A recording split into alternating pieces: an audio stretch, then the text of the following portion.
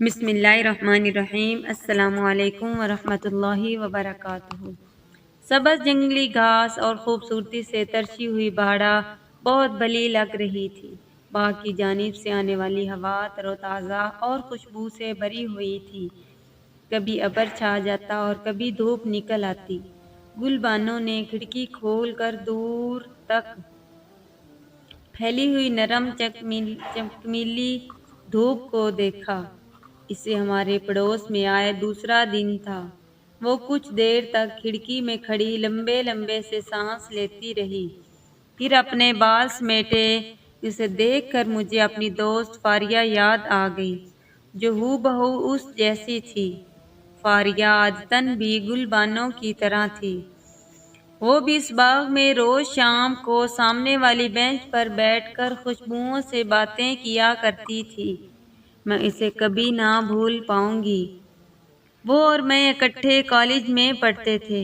ہم دونوں کے گھر ایک ہی بلاک میں تھے، اس لیے ایک ہی کالج میں داخلہ لیا تھا۔ وہ متوسط طبقے سے تعلق رکھتی تھی، اسی وجہ سے شروع میں اس کو مجھ سے بات کرنے میں جھجک ہوتی تھی۔ جب اس نے میری عادت کو سمجھ لیا تو ہماری خوب دوستی ہو گئی۔ میرے والد ایک معروف تاجر تھے، میں ان کی اکلوتی اولاد تھی۔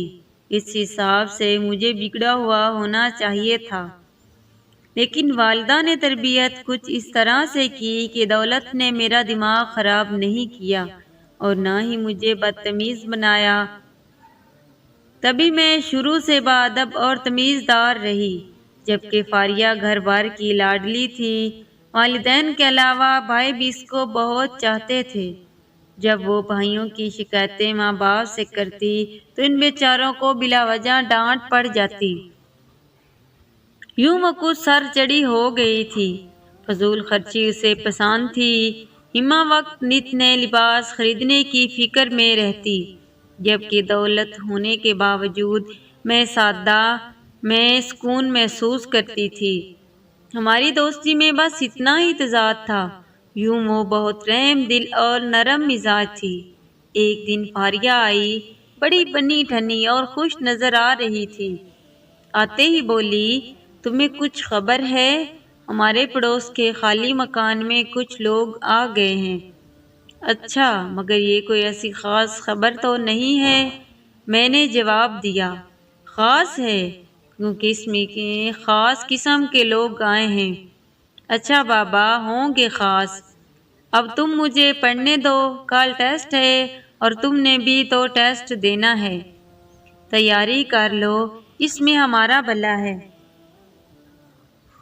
پہلے میری بری بات تو سن لو۔ آؤ ذرا سامنے کھڑکی کے پاس چلو۔ وہ بازو سے پکڑ کر مجھے ادھر لے گئی۔ وہ دیکھو، سامنے ایک خوبصورت لڑکا کھڑا تھا۔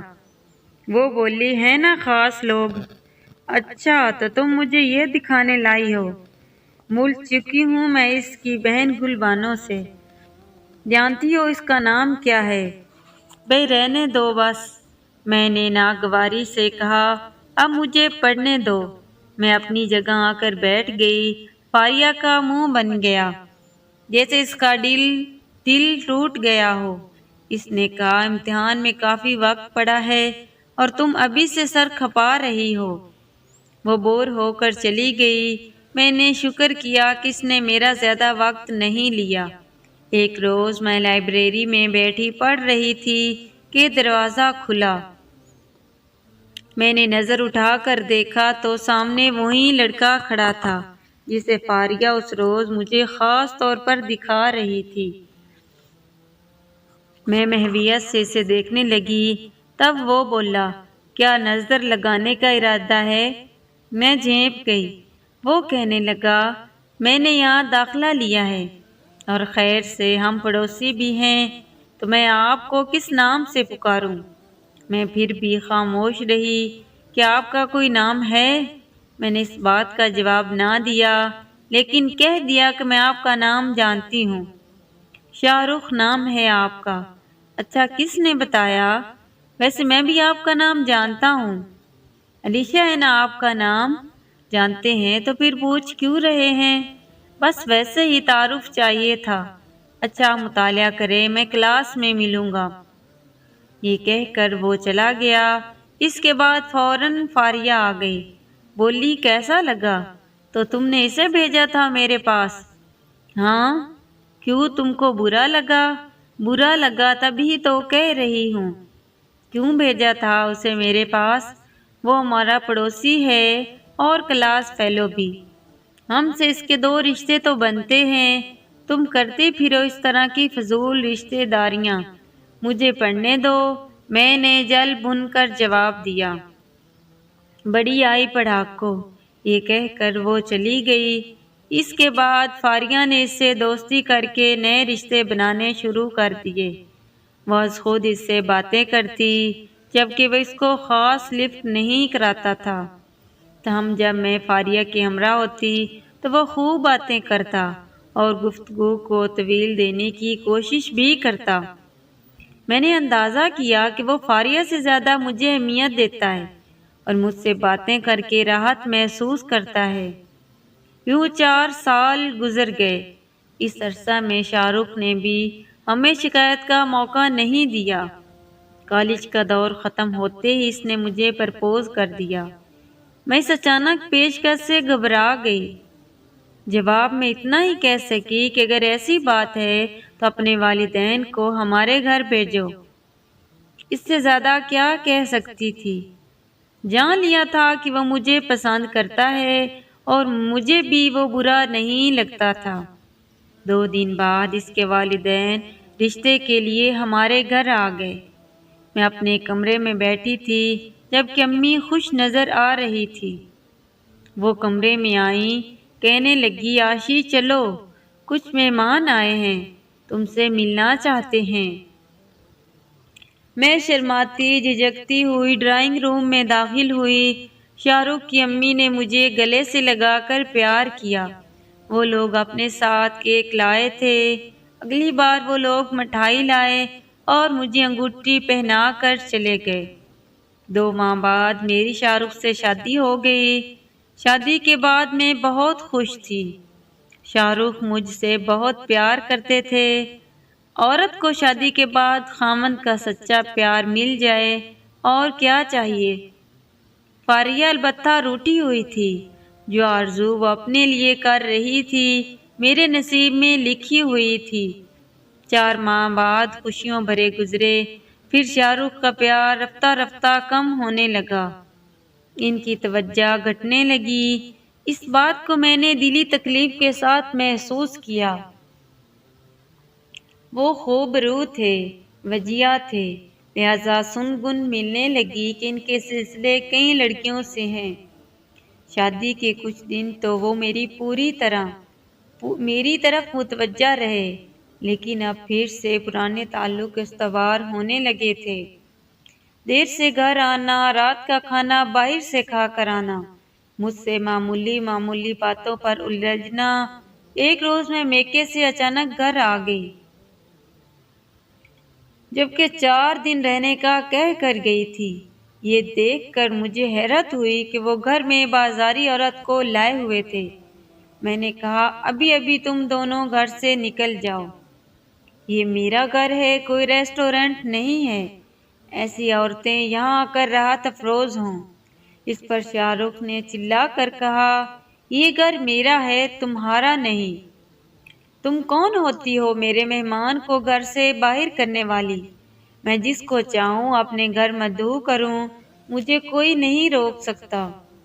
مجھے تبھی غصہ آ گیا اور میں اس عورت کو دھکے دے کر گھر سے باہر نکالنے لگی۔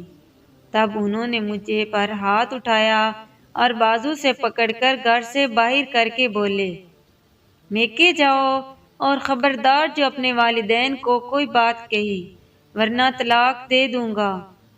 بتاتی چلوں کہ شاہ رخ کی شادی تو سامنے والے گھر سے ہی ہوئی تھی اور میں 1 ماہ دلہن بن کر وہاں رہ پائی۔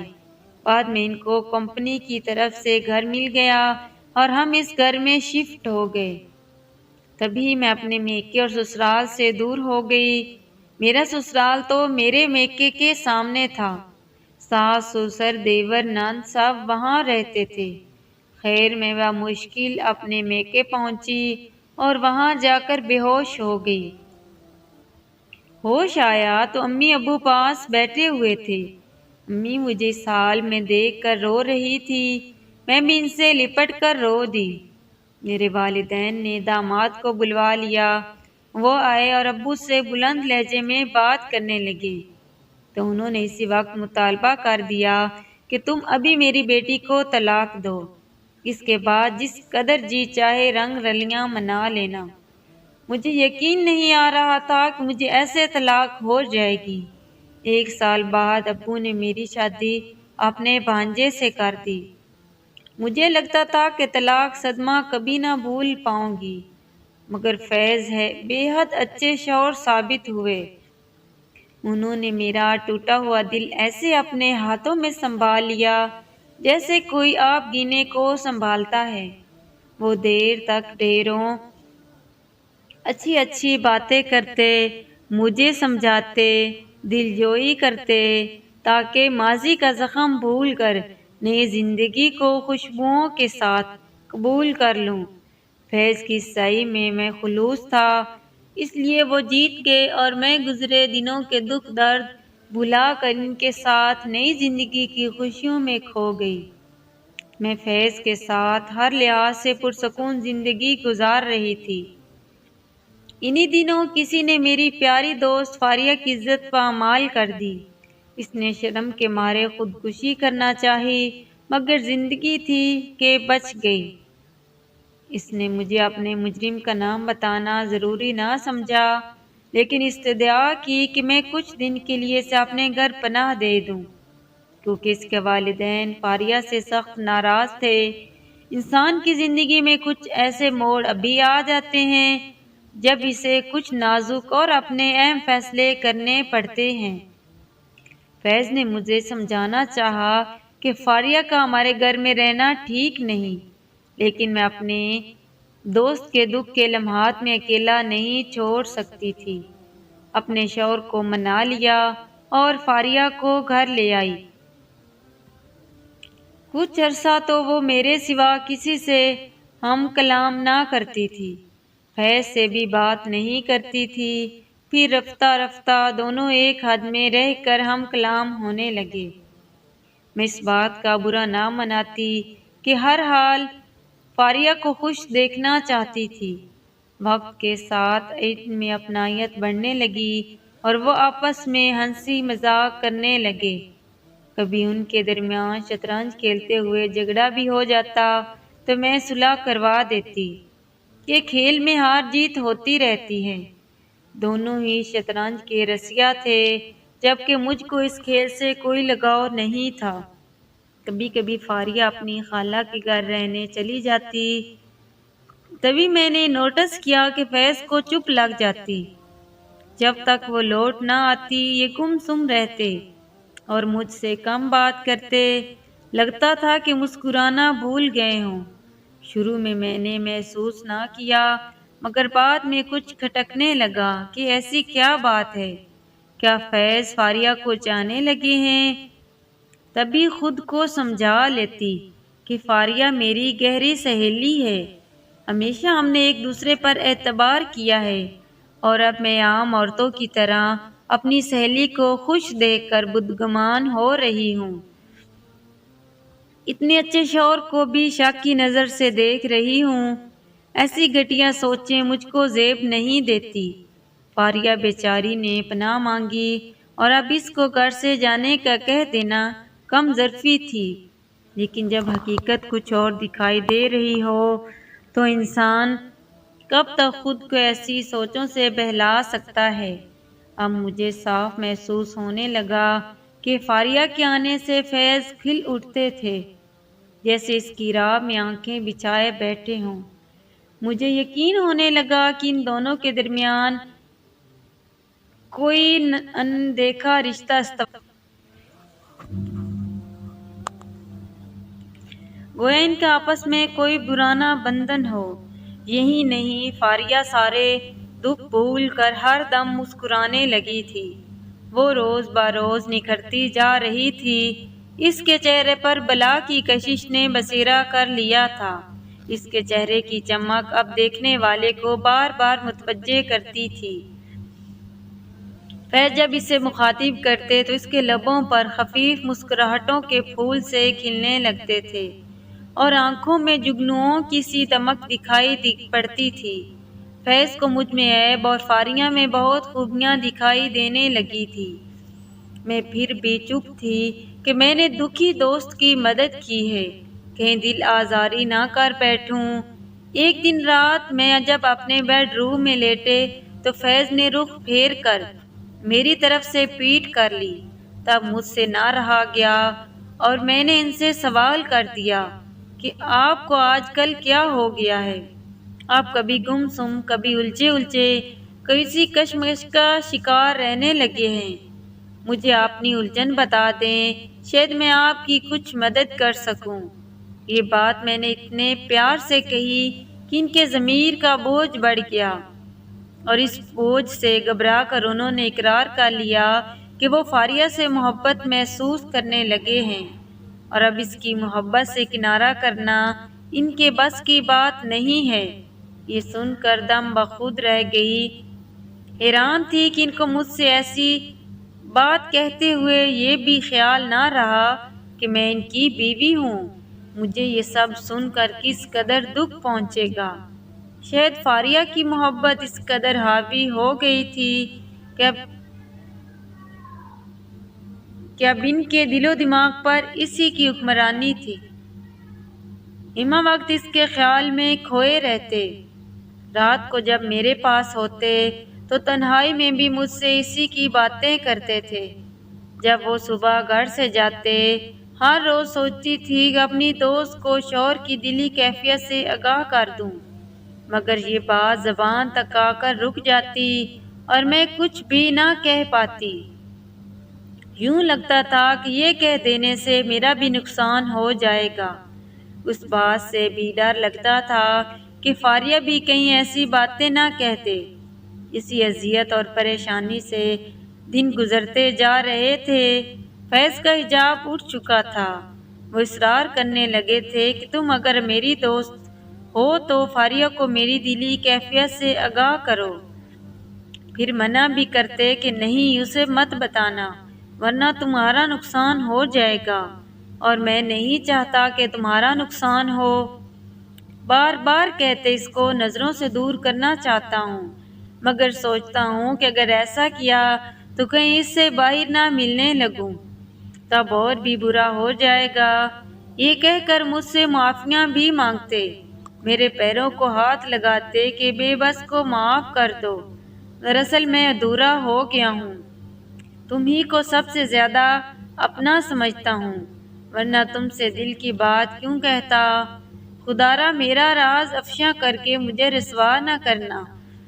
یوں وہ میری ذات کی توہین بھی کرتے اور معافیاں بھی طلب کرتے۔ میں پریشان ہو جاتی کہ کیا کروں۔ اب وہ خود سے بیگانہ ہو چلے تھے۔ ان کو جنون جیسی کیفیت نے گھیر لیا تھا، ہر وقت اسی خیال میں کھوئے رہتے۔ اب کام پر ان کا دھیان نہ رہا تھا۔